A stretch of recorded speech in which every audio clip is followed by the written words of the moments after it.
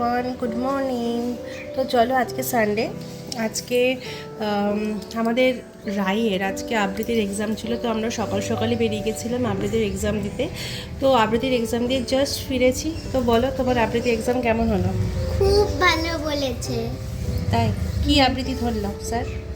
Sir আগে ধরলো ইচ্ছামতি আমার চয়েস কবিতা, আর লাস্টে ধরলো সাত সমুদ্রটা পুরোটা ধরেনি, তারপর বলেছে খুব ভালো হয়েছে, প্র্যাকটিস চালিয়ে যাও।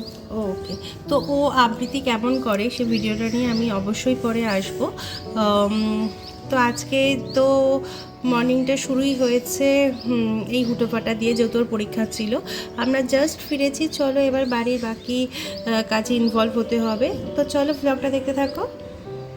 কালকে যেটা হয়েছে সেটা হচ্ছে, আজকে যেটা রায় আবৃত্তি পাঠ করলো চয়েস কবিতাটা, যেটা কিনা জাজের খুবই ভালো লেগেছে, যিনি এসেছিলেন আর কি পরীক্ষাটা নিতে। তো সেটা কালকে ওকে আমি শেখাচ্ছিলাম যে কিভাবে বলতে হবে। ও শেখে আকাশ স্যারের কাছে, কৃষ্ণনগরে আকাশ দত্ত, যিনি কিনা ভীষণ ভালোভাবে মানে বাচ্চাদেরকে ট্রেনিং দেয় আবৃত্তি বলানোর জন্য, মানে খুবই ভালো। তো ওনার দেখেই ইন্সপায়ার্ড হয়ে আমি চেষ্টা করছিলাম যাতে ওকে একটু কিছু মানে ট্রিক্স দেওয়ার বা আরও ভালোভাবে কিভাবে এক্সপ্রেশন দেওয়া যায় শেখানোর। ও নিজেই খুব ভালো করে, তাও আমার আমার মানে যথার্থ সামর্থ্য অনুযায়ী আমি ওকে শেখানোর চেষ্টা করছিলাম। তো সেটাই একটুখানি তোমাদের সাথে শেয়ার করলাম। দেখো যে মানে কিভাবে আমি ওকে শেখাই আবৃত্তিটা বাড়িতে আকাশ স্যারের থেকে শুনে এসে। তো সেটাই আমি তোমাদের কাছে দেখাচ্ছি। দেখো, ভালো লাগলে অবশ্যই একটা লাইক করে দিও। তো চলো দেখে নাও যে ওকে আমি কিভাবে কালকে আবৃত্তির ট্রেনিংটা দিচ্ছিলাম, যেটা ও আজকে পাঠ করলো ওর চয়েস কবিতা হিসেবে। হ্যাঁ, হ্যালো এভরিওয়ান। সো কালকে আমার একটি আবৃত্তি পরীক্ষা আছে। আজকে হলো 23শে নভেম্বর, আজকে স্যাটারডে, কালকে সানডে। তো আজকে আমার মাম্মাম মানে মা আমাকে আবৃত্তি করাবে। আমার চয়েস কবিতা হলো ইচ্ছামতি। তো ইচ্ছামতিটা আমি আগে করে নিচ্ছি। তো চলো, hello everyone, welcome to my YouTube channel. কাল আবৃত্তির পরীক্ষা আছে রায়ের, তো আমি এখন রায়কে আবৃত্তিটা প্র্যাকটিস করাতে বসেছি। তো সেটাই তোমাদের কাছে শেয়ার করে নিচ্ছি যে কিভাবে আবৃত্তি ওকে আমি প্র্যাকটিস করাই বা কীভাবে ও বলবে। তো আমি একবার তোমাকে শুনিয়ে দিচ্ছি, তুমি একবার ভালো করে শোনো ইচ্ছামতিটা কীভাবে বলবে, তারপর তুমি ওটা আবার একবার প্রেজেন্ট করবে। তো শুরু করবে। আমার পরিবেশন হলো আজকে আমার চয়েস কবিতা, যেটা আমার আজকের পরিবেশনা রবীন্দ্রনাথ ঠাকুরের লেখা কবিতা ইচ্ছামতি। যখন যেমন মনে করি তাই হতে পাই যদি, আমি তবে এক্ষুনি হই ইচ্ছামতি নদী। রইবে আমার দক্ষিণ ধারে সূর্য ওঠার পার, বাইয়ের ধারে সন্ধে বেলায় নামবে অন্ধকার। আমি কইব মনের কথা দুই পারেরই সাথে, আধেক কথা দিনের বেলায় আধেক কথা রাতে। যখন ঘুরে ঘুরে বেড়াই আপন গাঁয়ের ঘাটে, ঠিক তখনই গান গেয়ে যাই দূরের মাঠে মাঠে। গায়ের মানুষ চিনি যারা নাইতে আসে জলে, গরু মহিষ নিয়ে যারা সাঁতরে ওপার চলে। দূরের মানুষ যারা তাদের নতুন দরবেশ, নাম জানি নে গ্রাম জানি নে, অদ্ভুতের এক শেষ। জলের উপর ছলমল টুকরো আলোর রাশি, ঢেউে ঢেউে পড়েন নাচন হাততালি আর হাসি। নিচের তলায় তলিয়ে যেথায় গেছে কাঠের ধাপ, সেইখানেতে কারা সবাই রয়েছে চুপচাপ। কোণে কোণে আপন মনে করছে তারা কি কে, আমারই ভয় করবে কেমন তাকাতে সেই দিকে। গায়ের লোকে চিনবে আমার কেবল একটুখানি, বাকি কোথায় হারিয়ে যাবে আমি সে কি জানি। এক ধারেতে মাঠে ঘাটে সবুজ বরণ শুধু, আর এক ধারে বালুর চরে রৌদ্র করে ধুধু। দিনের বেলায় যাওয়া আসা, রাত্রিরে থমথম, ডাঙার পানে চেয়ে চেয়ে করবে গা ছমছম। না, এবার তুমি বলো। তো দেখো, আজ যেহেতু রবিবার, আমি আগের সপ্তাহে বলেছিলাম যে রবিবারেই আমাদের সমস্ত বাজার আসে।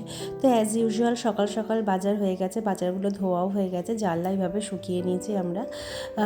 তো আজকে যেহেতু অনেকটা দেরি হয়ে গেছে আসতে, রান্নার সেরকমভাবে কোনো জোগাড় ছিল না।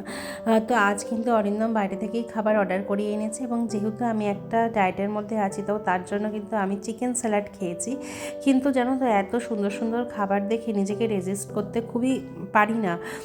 তো যদিও ভেবেছিলাম চিকেন স্যালাড দিয়ে শেষ করব, কিন্তু পারলাম না। তো একটু পোলাও খেয়ে নিলাম, আর তার সাথে একটা মাংস ছিল, মাংসটা যদিও বা খাইনি।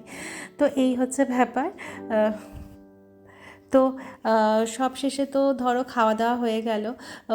হওয়ার পর ঘরে এসে চলে এলাম, একটুখানি বসলাম আর কি। বসে জানলা দিয়ে এত সুন্দর রোদ আসছিল যে রোদটা গায়ে নিতে এই শীতকালে খুবই ভালো লাগে। তো একটু বসলাম, বসে কিছু কথা, মানে এই যে কেন আমি চিকেন স্যালাড খাচ্ছি বা কেনই বা আমি এত কিছু ফলো আপ করছি নিজেকে নিয়ে, তো সেই বিষয় রিলেটেড কিছু কথা চলো তোমাদের সাথে শেয়ার করে নিই। আশা করি তোমাদের শুনলে ভালো লাগবে। চিকেন স্যালাডটা ডায়েটের জন্যই নিয়েছিলাম। আমি লাস্ট 2-3 মাস হলো একটা ডায়েটের চার্ট ফলো করে খাওয়ার চেষ্টা করছি। সবসময় যেটা সম্ভব হয় তা নয়, কারণ দেখো, আমাদের যারা আমরা সাংসারিক জীবনে আছি, তার সাথে আমরা কিছু কাজ করি বাইরে, বা অনেকেই অনেক কিছু করে, বিজনেস করে কেউ, যে সমস্ত মহিলারা, তাদের বাচ্চা আছে, স্বামী, সংসার সবই আছে। তো কি হয় যে সকলের মানে অনুযায়ী চলতে গেলে নিজের জন্য আবার আলাদা করে কিছু করাটা সম্ভব হয়ে ওঠে না। অনেক ক্ষেত্রেই এটা কিন্তু সম্ভব হয়ে ওঠে না। মানে আমি ইচ্ছা করলে, আমি চাইলেও কিন্তু করে ওঠাটা খুব একটা সবসময় সম্ভব হয় না। কিন্তু তাও আমি বলবো, মানে আমি যেটা করে থাকি, মানে এটা কি বলতো, নিজের ইচ্ছা, মানে ইচ্ছা করছে না, থাক, দরকার কি করার, এরকম ভাবলে হবে না। সবসময় ইনার ফিলিংসটাকে স্ট্রং করতে হবে, যে না, করতে হবে, নিজের জন্য করতে হবে। সকলের জন্য করছো তো ঠিক আছে, কিন্তু নিজের জন্যও করতে হবে। যতটা পারা যায়, যতটা মানে পারা সম্ভব, চেষ্টা করতে হবে। তো সেই অনুযায়ী আমিও চেষ্টা করি এরকমভাবে, সবসময় হয়ে ওঠে না। যেমন আগে আমি একদমই চিনি ছাড়া চা খেতে পারতাম না, চিনি দিয়েই চা মানে একবেলাই খাই সকালবেলা, তাও চিনি ছাড়া খেতে একটা কেমন একটা লাগতো। কিন্তু মানে কি বলতো, যেমন ধরো এই রোগা হওয়া, মোটা হওয়া ব্যাপারটা কারোর উপরে নির্ভর করছে না, যে কে তোমাকে কি বললো। কেউ তোমাকে মোটা বলছে তার জন্য রোগা হতে হবে, বা তুমি খুব রোগা, কেউ বলছে যে বাবা হাড় গিলে চেহারা, কি চেহারা, তার জন্য আর একটু মোটা হতে হবে, এরকম কোনো ব্যাপার নয়। সবটাই হচ্ছে তোমার সেলফ স্যাটিসফ্যাকশন, তুমি নিজেকে কিভাবে দেখে খুশি হচ্ছ। তুমি হয়তো খুব হেলদি, কিন্তু আয়নায় নিজেকে দেখে তুমি এতটুকু নিজেকে নিয়ে অখুশি নও, তুমি একদম 100% স্যাটিসফাইড তুমি নিজেকে নিয়ে। তুমি যেমন আছো তাতেই তুমি স্যাটিসফাইড, ইটস ওকে, এখানে কোনো খারাপ কিছু নেই। তাতে তোমাকে কেউ যদি মোটাও বলে, তাতে তোমার কিছু এসে যায় না, কিছুতেই কিছু এসে যায় না। কিন্তু সবসময় এটা প্রয়োজন দেখা, যে তোমার হেলথটা কিসের জন্য ভালো, মানে হেলথটা কীভাবে ভালো থাকবে। হয়তো দেখা যাচ্ছে তোমার এই হেলদিনেসের জন্য তোমার ইনার হেলথে কিছু সমস্যা দেখা দিচ্ছে, তোমার ভেতরে কিছু সমস্যা হচ্ছে, ভেতরে ফ্যাট জমার জন্য হয়তো অনেক সময় ফ্যাটি লিভার, মেয়েদের এখন অনেক রকম অনেক সিমটমস হয়ে থাকে, মানে অনেক রকম ডিজিজ দেখা যায়। তো সেগুলো থেকে আমাদেরকে বাঁচার জন্য, সেগুলো থেকে আমাদেরকে ভালো রাখার জন্য, আমাদের হেলথ যেটাতে ভালো থাকবে সেই রকমভাবে আমাদের থাকা উচিত। তাতে রোগা কি মোটা দু তরফেই। তুমি যেমন তেমন তুমি একদম পারফেক্ট, কিন্তু তোমার হেলথ ইস্যু যদি কোনো না থাকে, আর যদি কোনো হেলথ ইস্যু থাকে তবে অবশ্যই, যদি তুমি খুব একটা হেলদি হয়ে থাকো তাহলে অবশ্যই হেলথ ইস্যু যদি কিছু ঘটে থাকে তাহলে তোমাকে নিজের জন্য কিন্তু তোমাকে কিছুটা হলেও ফ্যাট লুজ করতে হবে। বা যদি তুমি খুব স্লিম হয়ে থাকো, তোমার হেলথে সমস্যা হচ্ছে, মাথা ঘুরছে বা প্রেশার লো হয়েছে, তখন তোমাকে চেষ্টা করতে হবে নিজের হেলথটাকে আরও ইমপ্রুভ করা। সবটা নিজের উপর, কারোর বলার উপর কিছু এসে যায় না। ঠিক আমার ক্ষেত্রেও তাই, আমাকে কে কি বললো আমি কেমন তাতে আমার কিছু এসে যায় না। আমার হেলথ, আমার নিজের সেলফ স্যাটিসফ্যাকশন, আমি নিজেকে কিভাবে আমি দেখতে ভালোবাসছি, তো সেই কারণে আমি নিজেকে দেখতে ভালোবাসা বা নিজের প্রতি ভালোবাসা, নিজের কিছু ড্রেস যেগুলো আমি এগুলো পরতে চাই, তার জন্য আমার হেলথটাকে একটু রিডিউস করা দরকার।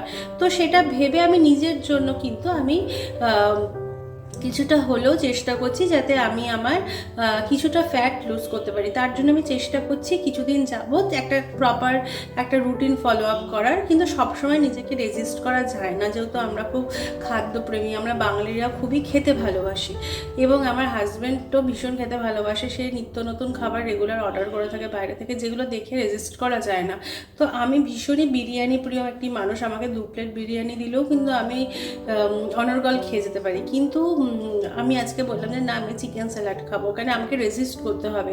যদিও বা আমি পারলাম না, তার সাথে পোলাও ছিল, মাংস ছিল, তো আমি কিন্তু পোলাও খেয়েই নিলাম।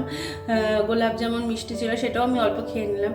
তো যাই হোক, এগুলো রেজিস্ট করাটা একটা প্রপার মাইন্ডসেট থাকা দরকার। যারা ডায়েট ফলো করে তাদের প্রপার মাইন্ডসেট, যে হাজার ভালো খাবার এলেও কিন্তু আমি খাবো না। তো এটাই হচ্ছে ব্যাপার। তো নিজেকে ভালো রাখার জন্য নিজের জন্য কিছু করতে হবে। কারোর জন্য কে কি বললো, কে কি দেখাতে, কে কেমনভাবে কাকে দেখছে, তাতে কিছু এসে যায় না, সবটা নিজের উপর। তো আমি নিজের উপর নিজেকে ভালো লাগার জন্যই আমি এগুলো চেষ্টা করছি।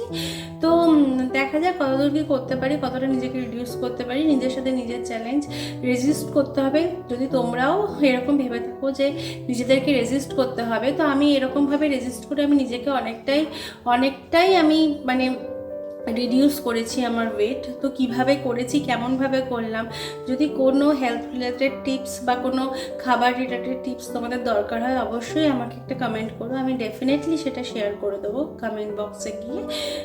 তো চলো, আজকের ব্লগটা এইটুকুই। সকাল থেকে জার্নি শুরু করেছি, লাঞ্চ করে জাস্ট এলাম। এবার নিজের কিছু কাজ কমপ্লিট করতে হবে। তো যদি তোমাদের আমার ভিডিওগুলো ভালো লেগে থাকে অবশ্যই কিন্তু একটা লাইক করে দিও, আর যদি খুব ভালো লাগে তাহলে একটা সাবস্ক্রাইব করে দিয়ে আমার চ্যানেলের পাশে থেকো। চলো, বাই বাই।